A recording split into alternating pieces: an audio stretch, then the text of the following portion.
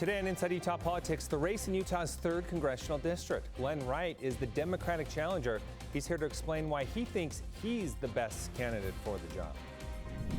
And a Republican senator introducing a bill to set a national abortion ban.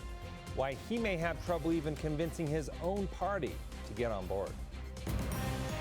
Time now for Inside Utah Politics.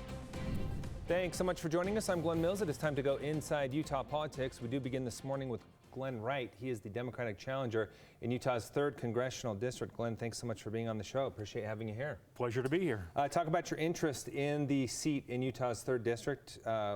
Why are you making a run? Well, I'm making a run first because the Democratic Party reached out to me and said, how about running? No one had filed in the middle of the filing week, and they were in deep need of a candidate, so I said, sure.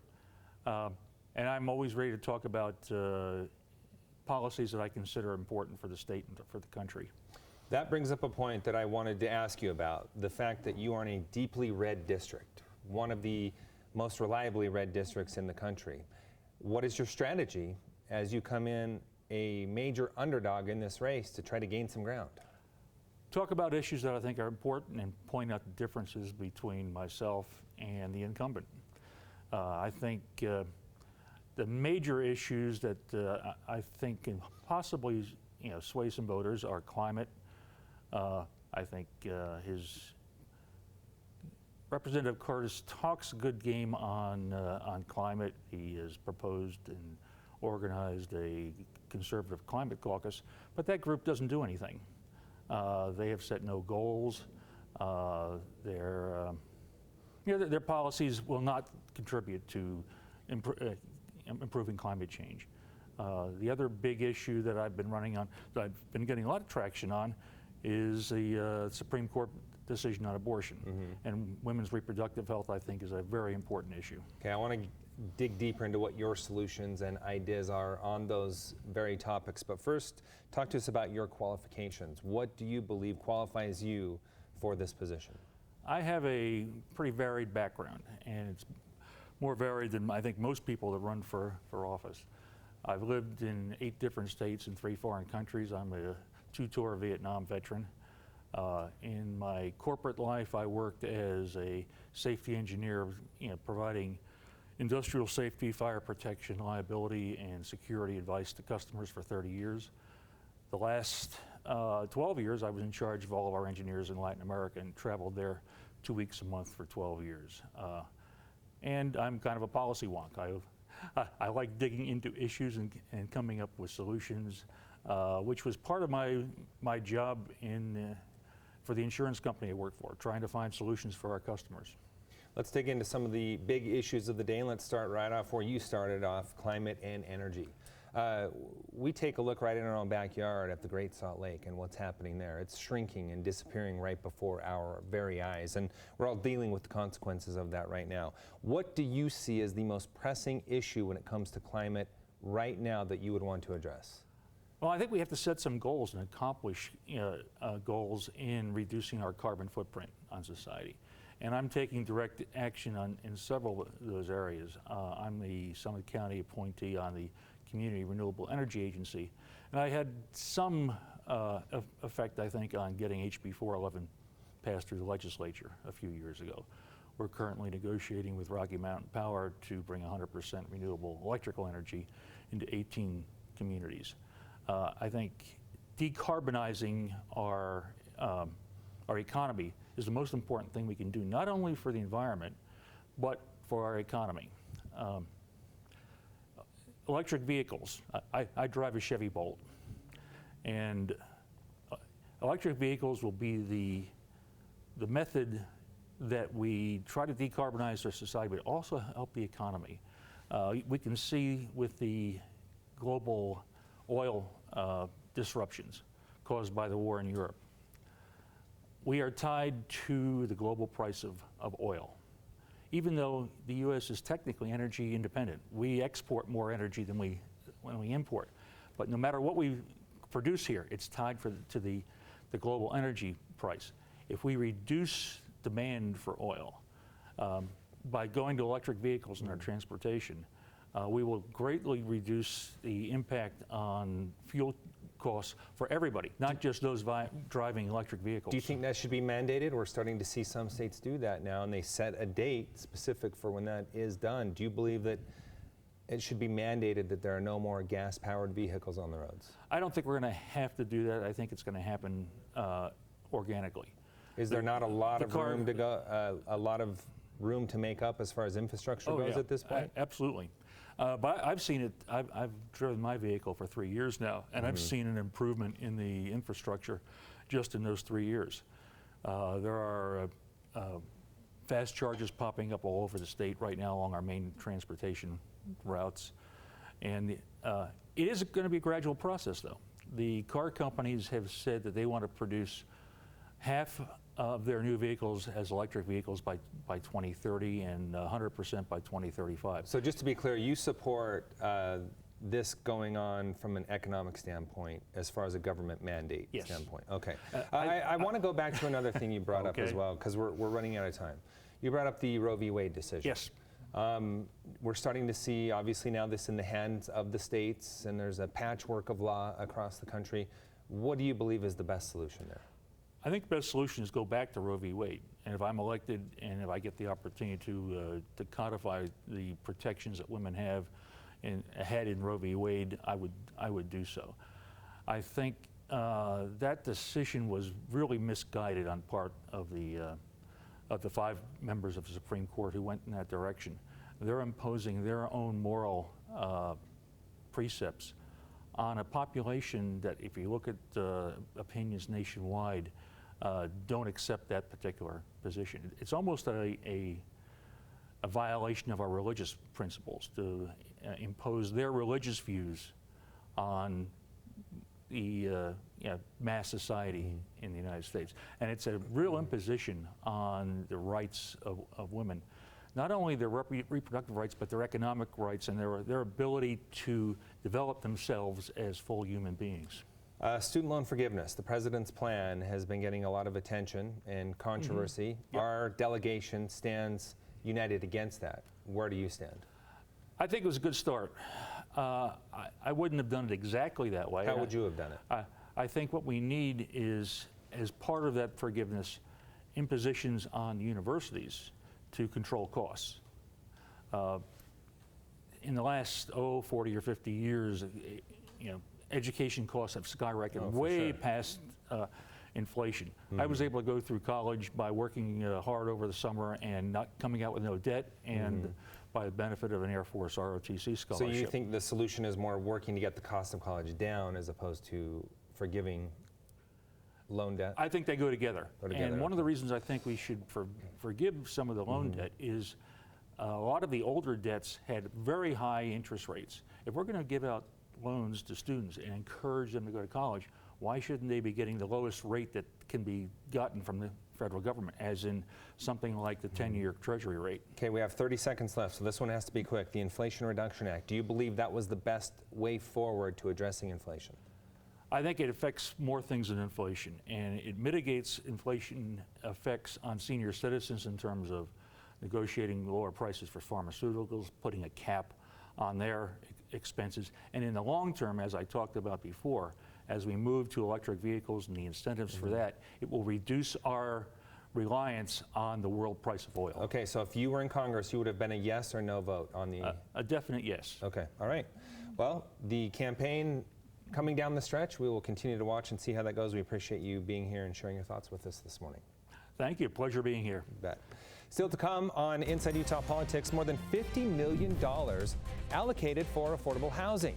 Is it enough to even make a dent in the problem? Our panel weighs in a little later. But first, we just talked about this, mandating electric cars. Some states have a deadline in sight. Can they meet it? The latest after the break.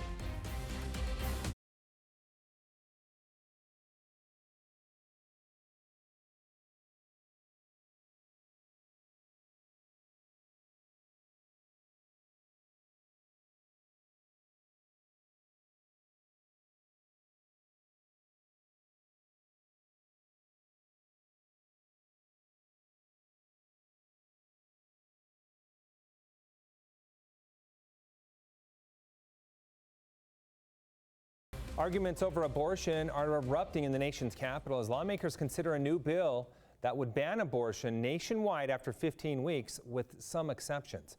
Washington correspondent Hannah Brandt with the details. Instead of letting states decide, one lawmaker wants to set a nationwide standard for abortion access. Abortion should be the exception, not the rule. Senator Lindsey Graham is proposing a federal ban on abortions past 15 weeks, with exceptions only for rape, incest, or to save the mother's life. We're not a better nation here, aborting babies at 15 weeks who can feel excruciating pain. Democrats in the White House call the proposal extreme and out of touch. That is not in line with the majority of Americans. And Senator Patty Murray says Republicans want to rip away women's rights. They sure seem to think they know better when it comes to your body.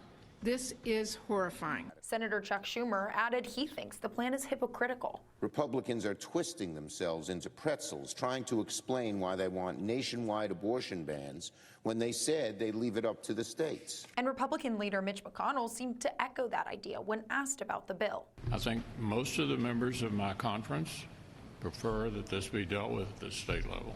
It's unclear if other Republicans support Senator Graham's bill. Senator Rick Scott says he hasn't decided. There has to be reasonable restrictions, but there has to be exceptions. With Democrats currently in control of Congress, Senator Graham says he realizes his bill may not even get a vote, but promises. If we take back the House and the Senate, I can assure you we'll have a vote on our bill. But without more unity from his party, he can't guarantee it would pass. In Washington, I'm Hannah Brandt. California recently approving a new law that will require all new cars sold in the state to be zero emissions. Now, the states that follow California standards must decide if they too will implement that rule. Washington correspondent Alexandra Limon reports. Starting in 2035, any new car or light truck sold in California must be electric or hydrogen powered. California has been a state that's been leading the charge on fighting climate change, and for good reason, because they're facing a lot of the brunt of climate change.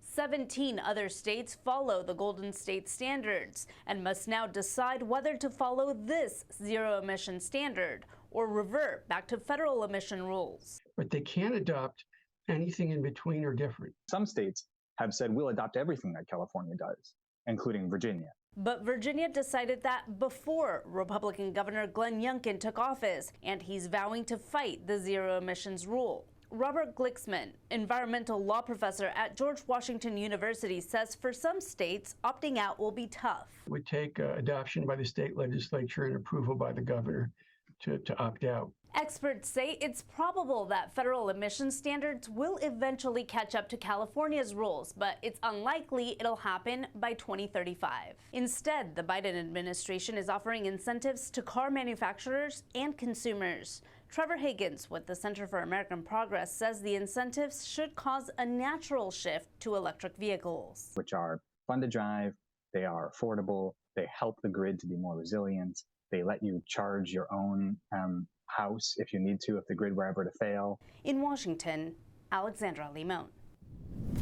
Coming up, Governor Cox, one of 22 Republican governors opposing the president's plan to forgive student loan debt. Our panel debates after the break.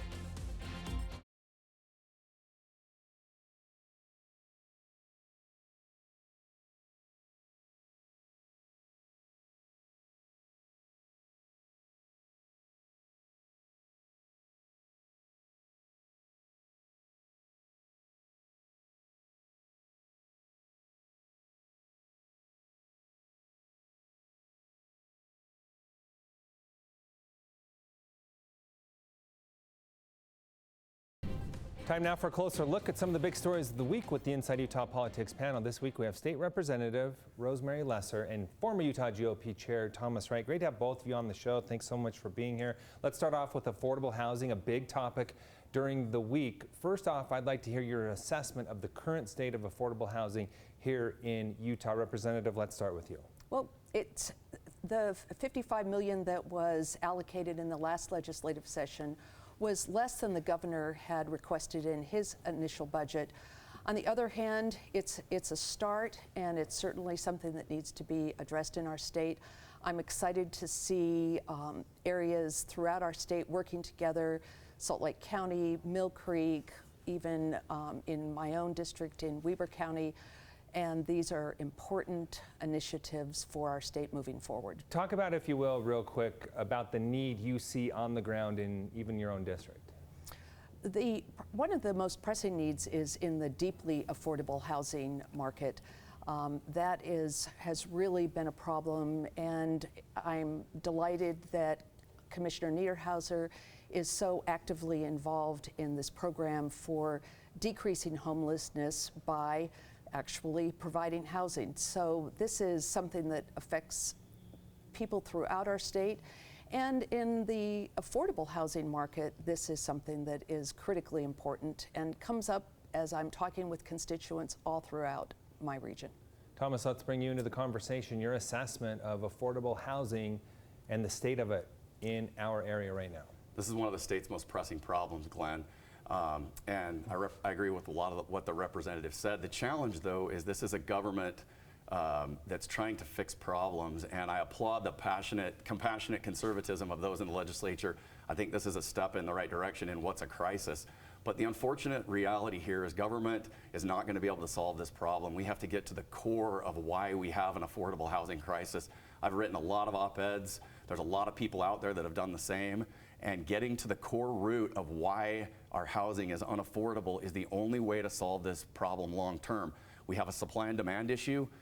We have too high of impact fees at the city level. Those impact fees, when charged to the developers, get passed on to the consumer. And when they get passed on to the consumer, housing becomes unaffordable. So it's great that we're trying to help the people right now that are in the situation that they're in. I applaud that. That's the right thing to do. But let's not make the same mistake we made the last decade by burying our heads in the sand on this issue. Let's get to the root of the problem and have the hard conversations. And that's hard for a lot of elected officials to do because they want to get reelected and they want high approval ratings. This is going to be a really hard conversation, but man, do we ever need to have it in the state of Utah. The representative mentioned the $55 million that was approved last year.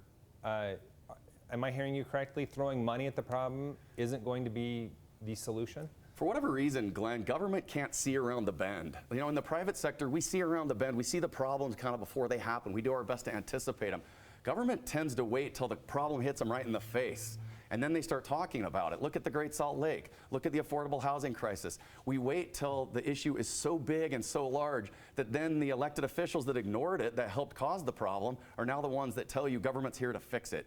Government is not going to solve these problems. Government helped create them. And I think there's a proper role of government. I applaud our elected officials for serving, but we need to get back to the basics of identifying problems and fixing them where they're being created so that people can start to afford housing again. For example, Glenn, if you have a city that's running a deficit and they don't want to have an honest conversation with their citizens about their deficit and the need for more tax revenue, then what are they going to do? They're going to pass along higher impact fees to developers because that doesn't affect the everyday citizen. And then they don't have to have that honest conversation. So what does that do? That gets passed along to the consumer and housing becomes unaffordable.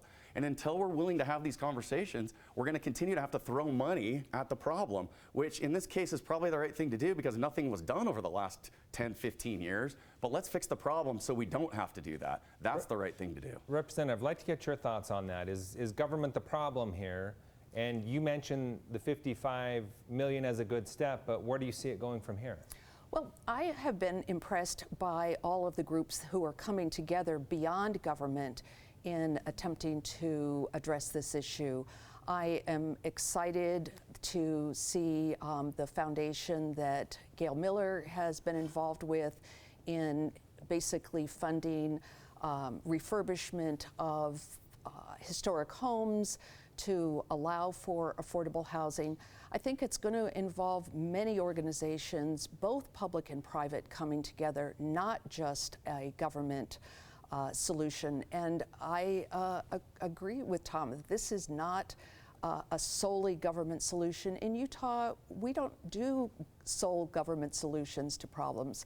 And I am uplifted by all the organizations that are coming together, including the individuals who are coming together in as a result of the House Bill 462, in which a housing commission was formed addressing high-density housing up and down the Wasatch Front and throughout the state. And this is bringing this coalition of people together.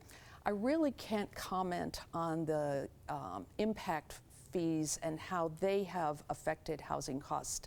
I think that this is much more complex than just the impact fees, but I'm excited to have organizations like Envision Utah, the Utah Housing Coalition, Utah Preservation Board, all coming together to address this critical problem for the future of Utah. So Thomas, you scratched on this, but dig into it a little deeper with specific detail. What are the solutions that you see solving this problem? Well, the representative is absolutely correct. Not one thing is going to solve this problem, right? I use the impact fees as an example of one of the things that's driving up the cost of housing. Certainly not the only thing. And I do agree that we need to get a broad coalition of people together to solve the problem. And there's many municipalities and cities out there that are doing it the right way, and they should be applauded. But unfortunately, we don't really know who those are and who those aren't. Housing is a really challenging thing. It's not just that it's unaffordable, it's we're missing the middle. If we don't have people at the bottom of the ladder that are moving up in housing, freeing up the lower inventory, then we run out of that inventory. And that missing middle, as I call it, is one of the problems with our affordable housing crisis. And that deals a lot with density, right? And the not in my backyard mentality that a lot of people have. And we've all had it from one degree or another, but until we get a little bit higher density, you can still have a single family home with your own backyard, but maybe a little bit higher density. Some of our zoning laws were created in the 50s and 60s when the world was a different place. And we've inherited those zoning ordinances and laws. Do they make sense now? If they don't, let's talk about them. Let's get our citizens together and have a reasonable, candid conversation. No city is the same, and everybody has different needs. I recognize that. I believe in local control. But at the end of the day, if we've inherited all these old zoning ordinances from the 50s and 60s, and they don't work in 2023 or 2022, then we got to have a conversation about it. But we're not having that conversation. Instead, what we're doing is we're asking government to throw money at the problem. And does that need to happen once in a while? Yes. Is that the solution to a problem long term? Absolutely not. Just look at our federal government. If you think it works, look at the states that have tried it. They're bankrupt. Our country's at $33 trillion in debt. It runs a deficit every year. Government is not the solution to these problems. It's the free markets, and it's identifying where the choke points are and then alleviating those choke points so we can have more supply. That will drive the costs down. Okay, time is moving by really quick. I want to get to one other subject real fast, and that's student loan forgiveness. During the week, we found out that Governor Cox was one of 22 Republican governors sending a letter to the president asking him to rescind his plan. Representative, your thoughts on the governor's move? Well, it's certainly another one of these complex issues. We know that in our state of Utah, we actually have some of the lowest student debt of any of the states in the country. And so Governor Cox is probably, I suspect, reflecting Utah's embracing sort of the beehive mentality of finding ways to fund education. On the other hand, there are about 108,000 Utahns who would be affected by this program. Now, I am clearly not the president, and if I had been the president, I would have considered perhaps a little bit more of a target. I think 125,000 as the income max for an individual really does extend into higher income groups.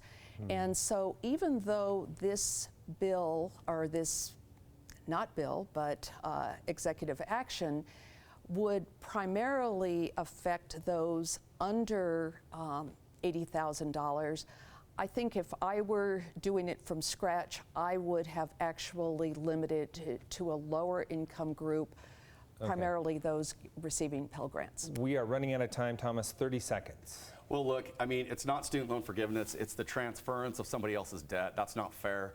We all agree in America that picking winners and losers and making somebody pick up the bill for somebody else is not fair. It wasn't, I feel bad about the student debt. I was on the State Board of Regents. I voted against tuition increases repeatedly.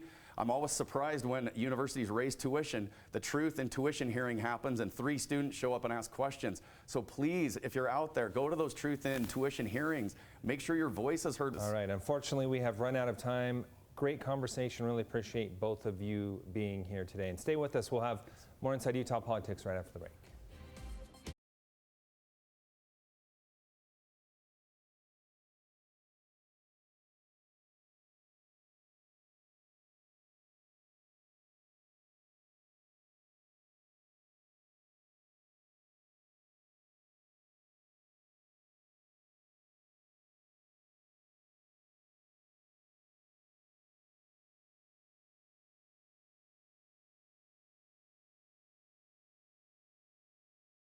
We leave you now to look at what's on the radar in the world of politics. The Citizens Climate Lobby hosting a climate solutions panel with candidates in Utah's 1st and 3rd congressional districts. It's Monday, September 26th from 6 to 7:30 at the Salt Lake City Library Auditorium. To register, scan the QR codes that you see there on the screen. The general election coming up. Ballots will start to go out the week of October 18th, and then Election Day is Tuesday, November 8th.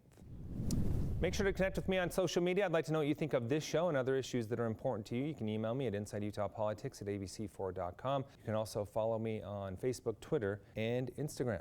Thanks so much for making us part of your Sunday morning. We hope to see you again next week as we go inside Utah politics.